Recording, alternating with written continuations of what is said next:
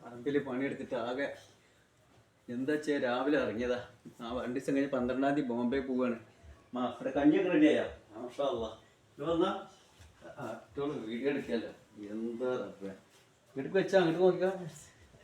റബ്ബേ എന്താ അതൊക്കെ ഞാൻ നോക്കട്ടെ. ഏട്ടാ കണ്ണിമാങ്ങ കാന്താരി മുളക് കൊണ്ട് ഇതിൻ്റെ മുളക് വെച്ച് കണക്കാണ്. ചിലതിനോട് ചതച്ചിക്കണ ഉപ്പൊക്കെ ഇട്ടിട്ട് കണ്ടില്ലേ.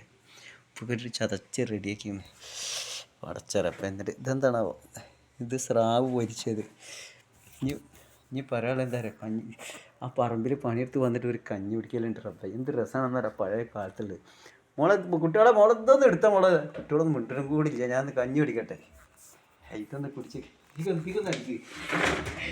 എന്ത് രസം തരാം പറമ്പിൽ പണിയെടുത്തില്ല കഞ്ഞി കുടിക്കണ ഒരു സുഖമുണ്ട്. ഇതിക്കൊന്നും എടുത്താൽ ആ മാങ്ങയുടെ ഉപ്പിട്ടിക്കണ കുട്ടികൾ. ഇത് ഷുഗർ, പ്രമേഹം, കൊളസ്ട്രോളൊക്കെ മാറും. കാരണം ഈ കാന്താരി മുളകൊക്കെ തേച്ചിട്ട് അല്ലേ. ഇനി ഒരു കഞ്ഞിപിടി ഉണ്ട്.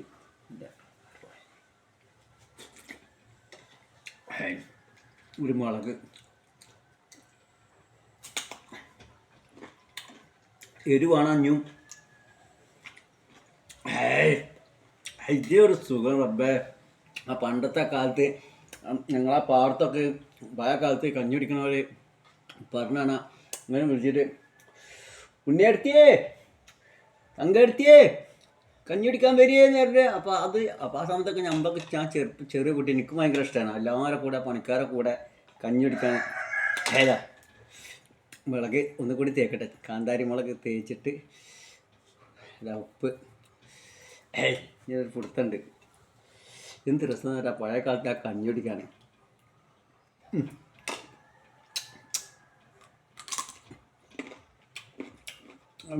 മുളക്